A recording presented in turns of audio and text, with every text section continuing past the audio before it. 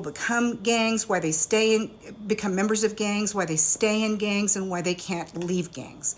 I'm not going to try to convince you of all of that here today. All I'm trying to say is that when somebody is accused of being a gang member, you need to look deeper than just the accusation. And that's the problem with what's going on right now with the Trump administration.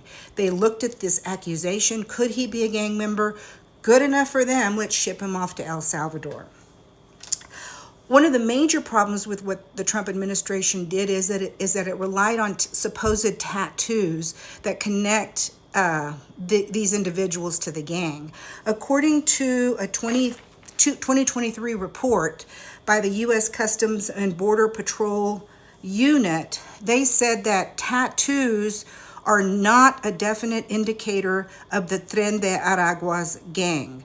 They said that the types of tattoos that these Tren de Aragua's supposed gang members had are typical in the Venezuelan community as a whole, and some non-gang members have those types of tattoos, such as tattoos of Chicago Bills, the team, clocks, rose tattoos, and one man who was sent there had an autism tattoo.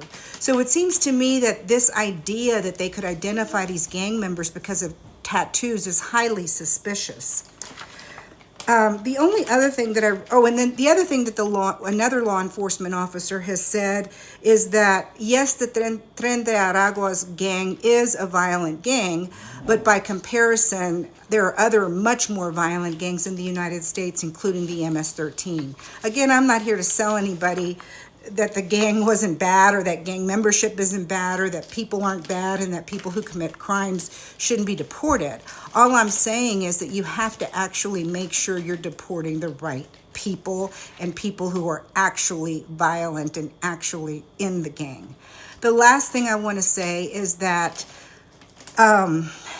we know that the Trump administration knew that its case was pitifully weak because of the fact that the statute said that these men were required to go to a judge after they were arrested.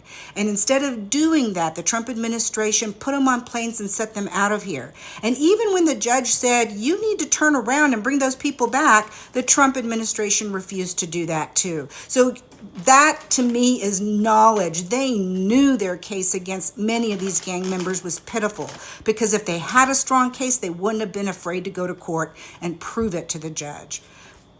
I'll talk one more day on the Alien Enemies Act tomorrow.